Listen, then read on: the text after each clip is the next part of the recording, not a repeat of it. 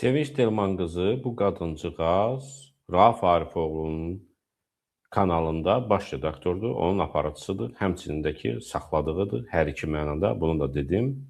Və Rauf Arifoğlu'nun qardaşı Azər Ayxan məhz bu qadını özünü ifşa eləyir və ona fahişə deyir. Çox, baxın, dəyərli dostlar, diqqət ekrana, Azər Ayxan bu günləri Facebook sosial şəbəkəsində bunu yazıb və sonra da silib. Xətai rayon polis idarəsindən çıxdıqdan sonra bunu silib. İndi Sevinç Telman qızı buna nə cavab verib, onu da sizə göstərəcəm. O da silib. Silinməmişdən əvvəl skrin olunub və indi sizə azad sözdə göstərilir. Baxın, Sevinç Telman qızının necə bir, üzr istəyirəm hamınızdan, nə ad verək buna? Fahişə, mən hələ mədəni dildə deyirəm. Amma Azər Ayxan onun haqqında başqa ifadələr də işlədibdir. Ağız boşluğundan analiz götürülsə, ən az 20-25 tanınmış ictimai siyasi xadimin toxumlarının qalıqları tapılar. Digər, bu murdar ağızlı ifritə hər kəsə əxlaq dərsi verməyə çalışır. Kürsüyə gələn qancıqlar kimi ona buna cumur.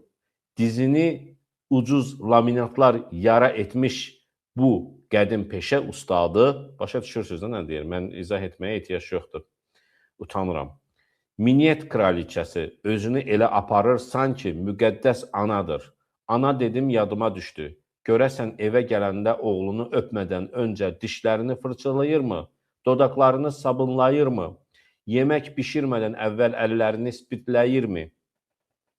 Mən seksdən çox xəyanətdən zövq alıram deyən, bunu həyat devizinə çevirən bu çox oynaşlı sapıq, ruh xəstəsi o qədər quduzlaşıb ki, publik şəkildə insanların ailəsinə sataşmaqdan, təhqir etməkdən, baxın ha, deməli, dar çərçivələrdə 20 il Azər Ayxan Sevinç Telman qızı ilə bərabər işləyib də, aralarında çox söhbət olub, onların öz qruqu olubdur.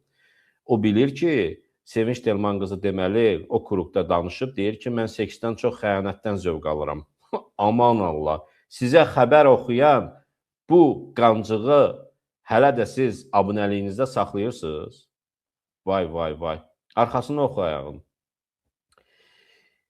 Sataşmaqdan, təhqir etməkdən çəkinmir, cəzasız qalacağını düşünür. Bu arxayınlıq onda hardandır? Üstəlik təhqir etdiyi adamlara mesaj yazır, zəng edib, hədəliyir, həbslə, qorxutmağa çalışır. Düşünün, üzr istəmək, ortalığı sakitləşdirmək əvəzinə xox gəlir.